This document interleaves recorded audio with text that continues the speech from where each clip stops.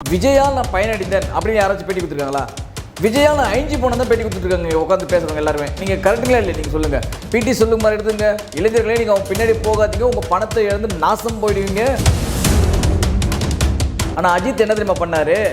என்னை கிரிட்டிசைஸ் பண்ணவன், என்னை அழின்னு நினைக்கிறவன், அவன் ஏன்டா நான் நல்லா இருக்குன்னு நினைக்கிறான், அவன் எப்படின்னா அழிஞ்சு போட்டு விட்டுட்டு போயிடலாம். ஆனால் ஒரு முடிவு எடுத்தார். என்ன முடிவு எடுத்தார் தெரியுமா? பத்திரிக்கையில் ஒருத்தர் எழுதினார், ஒரு பெரிய பிரகாஷ்பதி. என்ன எழுதுனா தெரியுமா? ஆண்மை இல்லாத அஜித் அப்படின்னு வந்து கேவலமாக எழுதுனானுங்க இவனுங்க. இந்த ஊடகம் தான் சொல்கிறேன், கேவலமாக எழுதுனானுங்க. வீடு சொந்தமாக கட்டி கொடுத்தாருங்க அவர். எந்த கவர்மெண்ட் கூட கட்டி கொடுக்குதுங்க. ஆனால் ரஜினிகாந்த் அவர் கட்டி கொடுத்து சாவியை கையில் கொடுத்தார். இந்த பாத்திரம் மாதிரி ஒருத்தன் கட்டி நான் வீடு கட்டணும் கொடுத்தோம் பாருங்க, அந்த மாதிரி வீடுலாம் கிடையாது. ஈனமான சூடு சொன்ன சோத்துல உப்பு போட்ட சாப்பிட்ற எந்த அஜித் ரசிகனும் இவருக்கு ஓட்டே போட மாட்டாங்க. நான் அடிச்சு சொல்றேன். வணக்கம் சார். வணக்கம் மேடம். சார், சமீபத்தில் விஜய் அவரோட உதவியாளர் செல்வம் இருக்கார் இல்லையா, அவரை வந்து அவருடைய மனைவி முன்னாடியே விஜய் வந்து எட்டி உதைச்சாருன்ட்டு ஒரு விஷயம் வந்து அவர் சொல்லியிருக்காரு சோஷியல் மீடியாவில். அதுக்கப்புறம் இப்போ நான் வந்து வாழ்வாதாரத்துக்கே ஒரு கேள்விக்குறியாக தான் நான் கஷ்டப்பட்டுட்டு இருக்கேன்னு சொல்லிட்டு இருக்காரு. இது எந்த அளவுக்கு உண்மை உங்களுடைய பார்வையில்? நிச்சயமாக. இப்போ என்னன்னு பார்த்தீங்கன்னா, இது வந்து விஜய் வந்து இன்றைக்கி நேற்று பண்ணலை. இது வந்து அவர் பல ஆண்டு காலமாக வந்து நிறைய விஷயங்கள் வந்து இந்த மாதிரி தேவையற்ற செயல்களை அவர் பண்ணிக்கிட்டு தான் இருக்கார். உங்களுக்கே தெரியும் நினைக்கிறேன். தனது தந்தைக்கு சப்போர்ட் பண்ணாங்கன்ற ஒரே காரணத்துக்காக இரவோடு இரவாக அவரது வீட்டில் வாடகை இருந்த ஒரு 10 குடும்பத்தை இரவோடு இரவாக காலி பண்ணவர். கோர்ட்டில் ஆர்டர் இருக்குது, இது எனக்கு சொந்தமானது, நீங்கள் உடனே வெளியே போங்க அப்படின்னு வந்து சொன்னவர் தான் விஜய். அவர் ஒன்றையும் வந்து தர்மத்துக்காகவும் நியாயத்துக்காகவும் போராடுற ஆசாமிலாம் ஒன்றும் கிடையாது, உங்களுக்கே தெரியும்.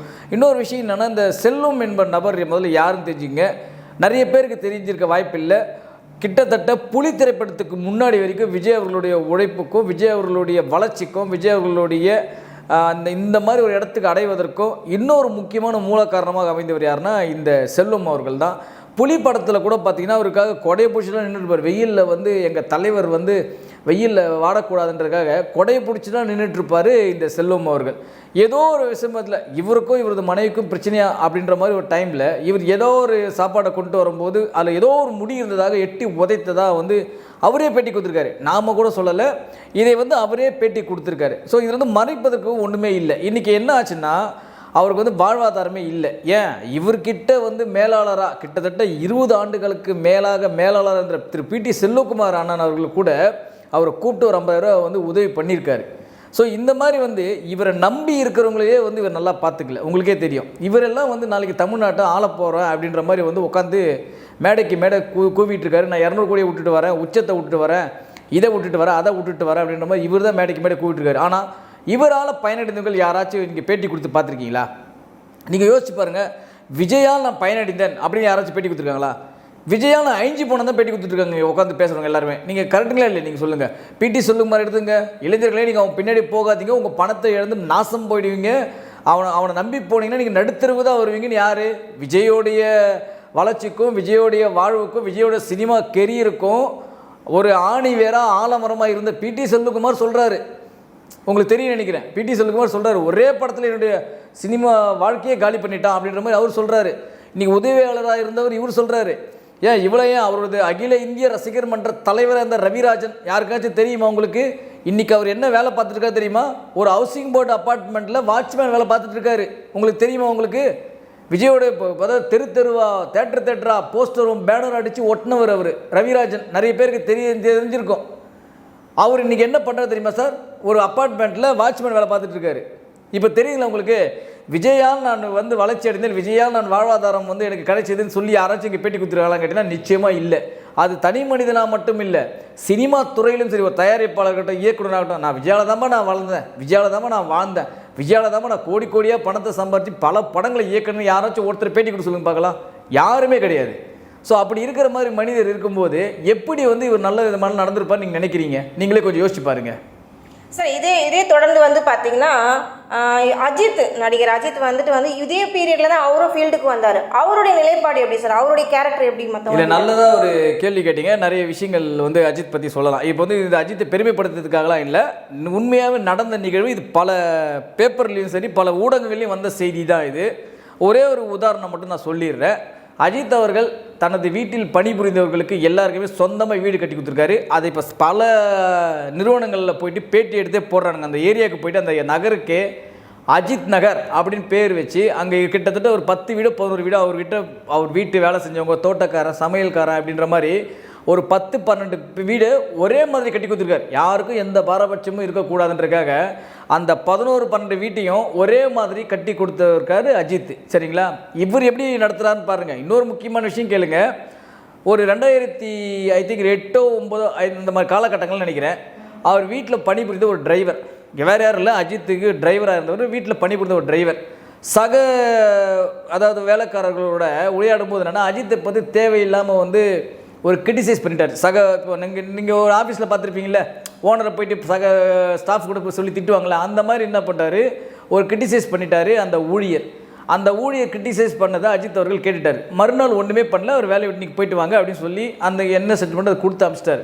ஒரு 6-7 மாதங்கள் கழித்து ஒரு சென்னையில் பிரபலமான ஒரு காவல் நிலையத்திலேருந்து அஜித்தோடைய ஆஃபீஸ்க்கு ஒரு ஃபோன் வருது. சார், இந்த மாதிரி வீடு ஜப்தி பண்ண போகிறோம், இது மாதிரி ஒரு லோன் கட்டலை, ஆனால் உங்கள் கான்டாக்டில் உங்கள் இது தான் இருக்குது, ரெஃபரன்ஸில் உங்கள் இதாக இருக்குது அப்படின்னு சொல்லி அஜித் என்ன பண்ணுறாரு, அந்த மேலாளரை கூப்பிட்டு, அவருடைய உதவி மேனேஜரை கூப்பிட்டு, சார் என்ன பிரச்சனை, அது என்னென்னு போய் பாருங்கன்னு சொல்லும்போது என்ன ஆச்சுன்னா, அந்த டிரைவரை வேலையை விட்டு அனுப்பிச்சு தான் சொன்னோம் பார்த்தீங்களா, அவர் வந்து அந்த வேலையில் இருந்த காரணத்துக்காக ஒரு அப்பார்ட்மெண்ட் வீடு வாங்கியிருக்கார். இவர் வேலையை விட்டு போனால அந்த அப்பார்ட்மெண்ட்டுக்கு உண்டான காசை கட்ட முடியல. ஆனால் அஜித் என்ன தெரியுமா பண்ணார், என்னை கிரிட்டிசைஸ் பண்ணவன், என்னை அழியன்னு நினைக்கிறவன், அவன் ஏன்டா நான் நல்லா இருக்குன்னு நினைக்கிறேன், அவன் எப்படின்னா அழிஞ்சு பொண்ணு விட்டுட்டு போயிருக்கலாம். ஆனால் ஒரு முடிவு எடுத்தார். என்ன முடிவு எடுத்தார் தெரியுமா, என்னை நம்பி என்கிட்ட இருக்கும்போது தான் அவன் வேலையில் சேர்ந்தான், அந்த வேலையை வச்சு தான் அந்த அப்பார்ட்மெண்ட்டை வாங்கினான். ஸோ அவன் என்ன நம்பி தான் அந்த அப்பார்ட்மெண்ட் வாங்கியிருக்கான். நான் மாதம் சம்பளம் கொடுப்பேன், ஆனால் இன்றைக்கி நான் அவனை வேலையை விட்டு துரத்திட்டேன்.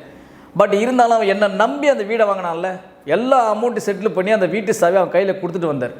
யார், அஜித்தை கிண்டல் பண்ணவனுடைய வீட்டை அவர் தலையெடுத்தா. நீங்கள் யோசிச்சு பாருங்கள். இதெல்லாம் கூட முக்கியமான விஷயம். இன்னொரு விஷயம் கேளுங்க, பத்திரிகையில் அந்த டைமில் அஜித்துக்கு குழந்தை பிறக்குதுன்னு கொஞ்சம் லேட் ஆச்சு. உங்களுக்கு தெரிய நினைக்கிறேன், திருமணம் முடிஞ்சு கொஞ்சம் நாள் வரைக்கும் அவருக்கு குழந்தை பிறக்கலை. பத்திரிக்கையில் ஒருத்தர் எழுதினார், ஒரு பெரிய பிரகஸ்பதி. என்ன எழுதுனா தெரியுமா, ஆண்மை இல்லாத அஜித் அப்படின்னு வந்து கேவலமாக எழுதுனானுங்க இவனுங்க இந்த ஊடகம் தான் சொல்கிறேன், கேவலமாக எழுதுனானுங்க. ஆனால் அந்த ஆண்மை இல்லாத அஜித் தலைப்பு போட்டவங்க ஒருத்தன், அவன் வந்து உயிருக்கு போகிறேன்னு ஹாஸ்பிட்டலில் படுத்துன்னு இருந்தான். ஒரு ஈக்கக்கா கூட அவனுக்கு வந்து கண்டுக்கல. அவனுக்கு போயிட்டு அவனுடைய ஆப்ரேஷனுக்கு பணம் கொடுத்து அவனை நல்லபடியாக வீட்டுக்கு அமிச்சது யார் தெரியுமா, அதே ஆண்மை இல்லாத அஜித்னு எழுதினார் பாருங்க, அந்த அஜித் தான். எவனாச்சும் இந்த உலகத்தில் பண்ணுவானாங்க நீங்கள் சொல்லுங்கள்? ஜென்ம விரோதியோ நம்பிக்கை துரோகியோ இருந்தால் அவன் எவனாச்சும் கண்டுப்பானா? ஆனால் அந்த பத்திரிகையாளரை காப்பாற்றியவர் அஜித் தான். ஆனால் விஜய் அப்படி பண்ணுவாரா? சமீபத்தில் ஒரு பேட்டி கொடுத்தாரு, நீங்கள் கவனிச்சிங்கள? என்ன கொடுத்துருந்தாரு சார், அவர் வந்து என்னை கூப்பிட்டு உட்கார வச்சு 1/2 மணி நேரம் என்னை முறைச்சி பார்த்தாரு சார். எதுக்கே பார்த்தாரு தெரியல சார், நான் பத்திரிக்கையில் அந்த டைமில் வந்து அப்படி எழுதிட்டேன், நீ என்னை எப்படி எழுதலான்னு சொல்லி என்னை முறைச்சி ஒரு 1/2 மணி நேரம் எதுவுமே பேசவே இல்லை சார். விஜய் என்னை முறைச்சினே இருந்தார் சார் 1/2 மணி நேரமாக, ஒன்றுமே பேசலை. கடைசியில் டீ சாப்பிட்டு கிளம்பி ஓடணும் சார். அப்புறம் எதுக்காக கூப்பிட்டேன்னு கேட்டால் எங்களுக்கே தெரியல சார் அப்படின்னாரு. ஞாபகம் இருக்கா உங்களுக்கு? ஸோ இந்த மாதிரி ஆள் தான் அவர். அங்கே ஒருத்தனை எழுதுனான்னு சொன்ன கூட அவன் மேலே வந்து ஒரு கருணையை காட்டி அவனுக்கு வீடும் வந்து அவர் கொடுத்தாரு. ஒருத்தன் தவறாக எழுதினான்னு கூட பரவாயில்லன்ட்டு அவருடைய உயிரை காப்பாற்றியவர் அஜித். இது எப்படி இருக்குது பாருங்கள். ஆனால் அங்கே ஒருத்தன் எழுதிட்டான்னு உடனே அவனை கூட்டின்னு மிரட்டும் தோணியில் வந்து அவருக்கு பார்க்குறாரு. இதுதாங்க மனிதாபிமானத்துக்கும் அந்த அதிகாரத்துக்கும் உள்ள வித்தியாசம். சார், இது ஒரு பக்கம் இருக்க, இவங்களுக்குலாம் முன்னோடியாக இருக்கிற சூப்பர் ஸ்டார் ரஜினிகாந்த், அவர் எப்படி சார் தன்னோட ஸ்டாஃப் கிட்ட நடந்துக்குவார்? ஒன்றும் இல்லைங்க, அது வந்து ரஜினிகாந்த் வந்து உங்களுக்கு தெரிஞ்சிருக்கும், அட்லீஸ்ட் சொந்தமாக ஒரு வீடாச்சும் கட்டி கொடுப்பாரு ரஜினிகாந்த் அவங்களோட பணியாற்றுறவர்களுக்கு. உங்களுக்கு நிறைய பேருக்கு தெரியாத விஷயத்தை நான் சொல்கிறேன். ரஜினிகாந்த் வந்து பார்த்திங்கன்னா எப்பவுமே நிரந்தரமான ஸ்டாஃப் வச்சுக்க மாட்டார். ஒரு குறிப்பிட்ட ஆண்டுகள் மட்டும்தான் அவர் வந்து ஒரு இது வச்சுப்பார். ஒரு 5 வருடம் என் வீட்டில் பணிபுரியலாம், ஒரு 6 வருடம் என் வீட்டில் பணிபுரியலாம், அவ்வளோதான். அதுக்கு மேலே வந்து அவர் வச்சுக்க மாட்டார். அவர்கிட்ட இருக்கிற நம்பிக்கையாக இருக்கிற இன்னும் ஒரே ஒரு ஆள் யாருன்னா அண்ணன் சுப்பையா அண்ணன் டிரைவர் மட்டும்தான். அவருடைய அந்த காலத்தில் இருக்கிற ஒரே ஆள் யாருன்னா அண்ணன் சுப்பையா அண்ணன் டிரைவர். இது எல்லாருக்குமே தெரியும். ஆனால் அவங்க வீட்டில் பணிபுரியவங்க ஒரு 5-6 வருஷம் கழித்து அவர் அனுப்பும்போது என்ன பண்ணுவார் தெரியுமா, அவங்க லைஃப் டைமுக்கு உண்டான செட்டில்மெண்ட்டை கொடுத்து தான் அனுப்புவார். நீ வேலையை மட்டும் போயிட்டேன், உனக்கு எனக்கு இதில் எந்த சம்மந்தமும் இல்லை அப்படின்னு விட்டுடலாம். இன்னும் ஒரு 10-15 வருஷம் உன்னோட சம்பளம் என்ன, இதை வச்சுக்கோ, உன் பொண்ணுக்கு என்ன கல்யாணம் பண்ணணுமா, பையனுக்கு என்ன வேலை வாங்கி தரணுமா, இல்லை படிப்பு சலுகை எல்லாத்தையும் சேர்த்து செட்டில் பண்ணி அனுப்புவார். இது வந்து நாம் சொல்லலை, அங்கே பணிபுரிந்ததிலே வெளியில் வந்து சொல்லியிருக்காங்க. அதே மாதிரி இல்லாமல் ரஜினிகாந்த் அவர்கள் உங்களுக்கு தெரியும், நீங்கள் சுனாமியால் பாதிக்கப்பட்டவங்களை நேரில் கூப்பிட்டு வீடு சொந்தமாக கட்டி கொடுத்தாருங்க. அவர் எந்த கவர்மெண்ட் கூட கட்டி கொடுக்கலங்க. ஆனால் ரஜினிகாந்த் அவர் கட்டி கொடுத்து சாவியை கையில் கொடுத்தார். இந்த பாத்ரூம் மாதிரி ஒருத்தன் கட்டி நான் அந்த வீடு கட்டணும் குத்தணும் பாருங்க, அந்த மாதிரி வீடெல்லாம் கிடையாது. தளம் போட்ட வீடை கட்டி கொடுத்தாரு. ரஜினிகாந்த் வீடை கட்டி கொடுத்து சுனாமியால் வெள்ளத்தில் வந்து பாதிக்கப்பட்டு வீடை இழந்தவங்களுக்கு கிட்டத்தட்ட 15 வீடு 20 வீடு அவர் சொந்த காசில் கட்டி கொடுத்தார். இந்த பாத்ரூம் மாதிரி ஒன்று கட்டி கொடுத்துலாம் அவர் வீடை கட்டி கொடுக்கல. இந்த அதுக்கு ஒரு திரைப்படம்லாம் பண்ணாங்க பாருங்க, காமெடி அந்த மாதிரிலாம் பண்ணலை. ஆனால் ரஜினிகாந்த் எப்படி எப்படி பண்ணியிருக்கான்னு பாருங்கள். ஸோ அதை தான் சொல்ல வரேன், இவங்க எல்லாம் வந்து இப்படி இருக்கிறதுனால தான் இந்த மாதிரி தற்கூரிகள்லாம் உட்காந்துக்கிட்டு பேனா வாங்கி கொடுத்துட்டு பென்சில் வாங்கி கொடுத்துட்டு ஆட்டம் போட்டுட்ருக்குங்க இந்த ஃபீல்டுக்குள்ளே. இவங்களாம் நல்லவங்க மாதிரி வேஷம் போட்டுருக்கானுங்க. இவனும் நல்லவன் நம்பின்னு ஒரு கூட்டம் சுற்றிக்கிட்டு இருக்குது தமிழ்நாடு முழுக்க. சார், இப்போ நீங்கள் தற்கூறினோடனே ஒரு விஷயம் எங்களுக்கு ஞாபகம் வரும் சார். தாவேகா கட்சியை சார்ந்த திரு நிர்மல்குமார் வந்து இப்போ சமீபத்தில் ஒரு விஷயம் வந்து சொல்லியிருக்காரு. என்னன்னா, அஜித் ரசிகர் மன்றங்களை சேர்ந்த ரசிகர் வந்துட்டு தன்னோட மனைவியோடு போய் தாவேகா கட்சிக்காக பிரச்சாரம் பண்ணுறேன்னு அப்படின்னு சொல்லியிருக்காரா? இது எந்த அளவுக்கு உண்மை சார்? கிழிப்பானுங்க, சும்மா கதை அடிச்சிட்டு இருப்பானுங்க. அஜித்துக்கு ரசிகர் மன்றமே வேணான்ட்டாரு. அப்புறம் என்னடா வந்து ரசிகர் வந்து வந்து கிளிக்கிறாங்க உங்களுக்கு. ஏன் நீங்கள் வந்து கண்ணா பின்னாடி நீங்கள் சமூக வலைத்தளத்தில் அவன் உண்மையிலே சார் சத்தியமாக சொல்கிறான், அவன் அஜித் ரசிகனே கிடையாது. இவனுங்க வேணுன்ட்டு வாலண்டியாக என்ன பண்ணுறானுங்க, இந்த மாதிரி தான் சொல்லிகிட்டு இருக்கானுங்க. அஜித் விஜய் நண்பர்கள் அப்படின்னு சொல்லி போஸ்ட் அடிக்கிறது இவங்களே அடிக்க வேண்டியது மேடம். மாநாடு பார்த்தீங்கன்னா இவங்களே போஸ்ட் அடிக்க வேண்டியது. அப்புறம் வந்து நான் அஜித் ரசிகன் விஜய் தொண்டன் அப்படின்னு வந்து இவங்களே போட்டுக்க வேண்டியது. சார், ஈனமான சூடு சொன்ன சோத்தில் உப்பு போட்ட சாப்பிட்ற எந்த அஜித் ரசிகனும் இவருக்கு ஓட்டே போட மாட்டாங்க. நான் அடித்து சொல்கிறேன், அதாவது சோத்தில் உப்பு போட்டு சாப்பிட்றானுங்கள அவனுக்கு எவனுமே இவனுக்கு சப்போர்ட்டே பண்ண மாட்டாங்க, இந்த கட்சிக்கும் சப்போர்ட் பண்ண மாட்டாங்க. உண்மையாக சொல்கிறேன், ரசிகர் மன்றமே அவர் கிடையாதுன்ட்டார். ஏன்னா 2011 தேர்தல் அப்போ இந்த மாதிரி தான் நிறைய தில்லங்கடி வேலைலாம் பண்ணானுங்க. அதனால தான் அவர் ரசிகர் மன்றத்தை கலைச்சார். என் பேரை சொல்லி நீங்கள் எந்த கட்சிக்கோ எதுக்கோ ஓட்டு சேகரிக்காதுங்க, உங்களுக்கு தனிப்பட்ட முறையில் எந்த கட்சிக்கு இருக்கோ நீங்கள் அந்த கட்சி போய் சேர்ந்துங்க, ஆனால் என் பேரை சொல்லாதீங்க அப்படின்னு சொல்லி தான் இன்றைக்கி ரசிகர் மன்றத்திலே கலைச்சார். தவறுதலான பாதையில் போக என் ரசிகர்களை நான் விருப்பப்படவில்லை, அதனால் உங்களுக்கு சார்ந்த விஷயங்களை நீங்கள் செயல்பட்டுங்க, என்னுடைய பெயரை யூஸ் பண்ணாதீங்க, அதனால் எனக்கு கீழே இறங்கும் அனைத்து ரசிகர் மன்றங்களையும் நான் கலைக்கிறேன். இனிமேல் ரசிகர் மன்றங்களுக்கும் நல்லா நோட் பண்ணி, இனிமேல் ரசிகர் மன்றங்களுக்கும் எனக்கும் எந்த சம்பந்தமும் இல்லை, ரசிகனுக்கும் நடிகனுக்கும் மட்டுமே தொடர்பு அப்படின்னு சொல்லி அன்றைக்கி அறிக்கை விட்டார். இப்போ பாருங்கள், இந்த எலெக்ஷன் அப்போ கூட ஒரு அறிக்கை வரும். என்ன அறிக்கை வரும் தெரியுமா?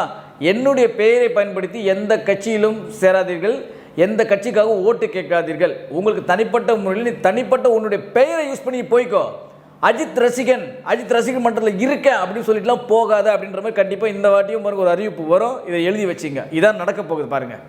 நிறைய விஷயங்கள் வந்து உங்களோட நேரத்தை ஒதுக்கி எங்கள் நேயர்களுக்கு தெளிவாக சொன்னதுக்கு ரொம்ப நன்றி சார். மீண்டும் சந்திப்போம். Thank you very much madam. இது போல பல வீடியோக்களை கண்டு மகிழ எங்களது ரீசன்ட் வாய்ஸ் சேனலை மறக்காம சப்ஸ்கிரைப் பண்ணுங்க.